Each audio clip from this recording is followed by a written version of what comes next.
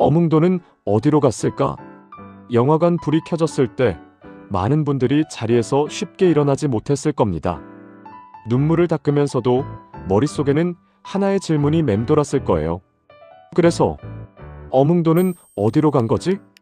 1000만 관객을 돌파한 영화 왕과 사는 남자는 단종 이용희와 영월 호장, 어몽도의 이야기를 가슴 아프게 그려냈습니다. 유해진이 연기한 어몽도는 단종의 마지막 순간을 함께했고 삼족을 멸하겠다는 세조의 언명에도 불구하고 동강에 버려진 임금의 시신을 수습해 장례를 치러줬습니다. 그리고 영화는 그 직후 어몽도의 행방을 알려주지 않은 채 막을 내립니다. 마지막 자막에는 단종이 242년 후 복권되었다는 사실, 그리고 어몽도의 묘가 단종의 능인 장릉옆 영월에 있다는 사실이 짤막하게 등장합니다. 하지만 그 사이의 시간은 영화가 보여주지 않았습니다. 오늘은 바로 그 빈칸을 채워드리려 합니다.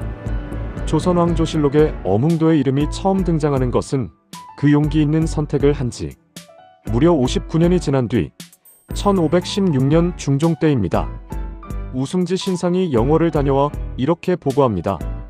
고을 아전이었던 어몽도라는 사람이 단종의 시신을 거두어 지금의 이 자리에 장사를 치렀습니다. 그게 전부입니다. 그가 그 후 어디서 어떻게 살았는지, 언제 죽었는지 실록은 아무것도 말해주지 않습니다. 이유는 간단합니다. 세조가 통치하던 당대의 단종은 역적이었고 그 시신을 거두어 장례를 치른 어몽도는 죄인이었습니다. 그래서 어몽도는 의도적으로 역사에서 지워졌습니다. 아니, 스스로 지워지기를 선택했습니다. 정조 때 간행된 국조인물고에는 그의 마지막 말이 전해집니다. 위선피와 오소감심, 의로운 일을 하고 화를 당하는 것은 내가 달게 여기는 바요, 두려워하는 바가 아니다.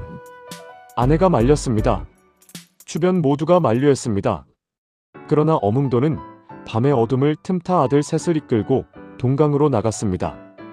노모를 위해 미리 마련해 두었던 관을 지게에 지고 눈보라치는 밤길을 걸어서 야사 아성잡설은 그날 밤을 이렇게 전합니다. 단종의 시신이 강에 버려지자 가냘프고 고운 열 손가락이 수면 위에 떠올랐다고 합니다. 파도에 쓸려 멀어졌다가 다시 돌아오기를 반복하는 어린 왕의 주검. 어몽도는 그 손을 붙잡았습니다. 그날 밤 눈보라가 몰아쳐 땅을 팔 수가 없었습니다. 산길을 오르던 중 잠을 자던 노루 한 마리가 놀라 달아났고 그 자리에만 눈이 쌓이지 않아 흙이 드러나 있었습니다. 어몽도는 바로 그 자리에 단종을 모셨습니다. 영화 속 노루의 이미지는 바로 이 야사에서 비롯된 것입니다. 장례를 마친 어몽도는 지체할 수 없었습니다. 날이 밝으면 관아에서 사람들이 몰려올 터였습니다. 그는 벼슬을 내려놓고 3대를 이어온 영월 호장의 자리를 그 자리에서 놓아버렸습니다. 그리고 가족을 이끌고 영월을 떠났습니다. 흥미로운 일이 있었습니다.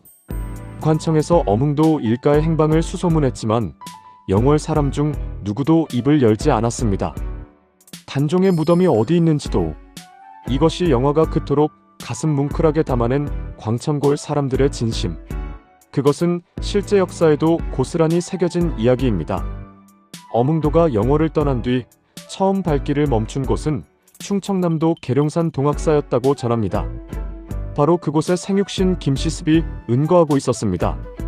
수양대군이 단종의 왕위를 빼앗자 통곡하며 자신의 책을 모두 불태운 뒤 세상을 등진 그 사육신의 시신을 수습해 노량진에 묻어준 것도 그였습니다. 어몽도는 단종이 마지막으로 입었던 옷을 품에 안고 동학사를 찾았습니다. 두 사람 단종의 시신을 수습한 영월의 호장과 단종을 위해 세상과 인연을 끄는 방랑문인 은 함께 단을 쌓고 단종의 옷을 신체로 삼아 초혼제를 지냈습니다. 영혼을 불러 마지막 작별을 고하는 의식이었습니다. 오늘날 동학사의 숙모전에는 단종과 사육신, 생육신의 위패와 함께 어몽도의 위패가 나란히 모셔져 있습니다. 계룡산에서의 제사를 마친 후 어몽도는 종적을 완전히 감추었습니다. 족보마저 없애며 세상과 절연했습니다. 자신의 이름이 알려지는 것이 곧 가족의 죽음을 의미하는 시대였으니까요. 세 아들을 서로 다른 방향으로 흩어보냈습니다. 장남 어모연은 경북 문경 쪽으로, 차남 엄광수는 울산 방면으로, 삼남은 또 다른 곳으로 향했습니다. 이렇게 해서 영월 엄씨의 집성촌이 경북 문경, 충남 공주, 울산 울주 등 여러 지역에 나뉘어 형성됩니다. 어몽도 본인이 정확히 어디서 언제 죽었는지는 지금도 알 수 없습니다. 그것은 그가 의도한 것이기도 했습니다.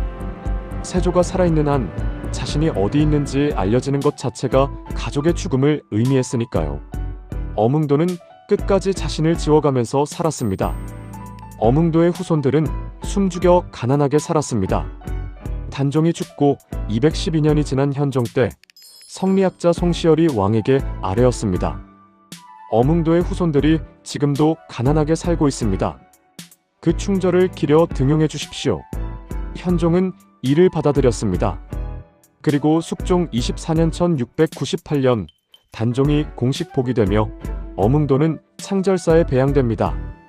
영조 때 정문이 세워졌고 순조 때 공조 참판으로 추중되었습니다. 마침내 고종 13년 1876년 충의공이라는 시호가 내려졌습니다. 그가 눈보라 속 단종의 시신을 안고 산을 올랐을 때로부터 419년이 지난 뒤의 일이었습니다. 오늘날 단종의 능인 장릉 경내에는 어몽도의 정력각과 묘소가 나란히 있습니다. 단종을 모셨던 사람이 단종의 곁에 영원히 묻혀 있는 것입니다.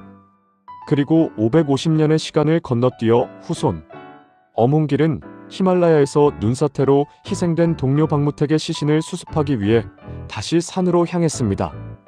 사람들이 말렸습니다. 불가능하다고. 하지만 그는 휴먼 원정대를 이끌고 시신을 고국으로 데려왔습니다.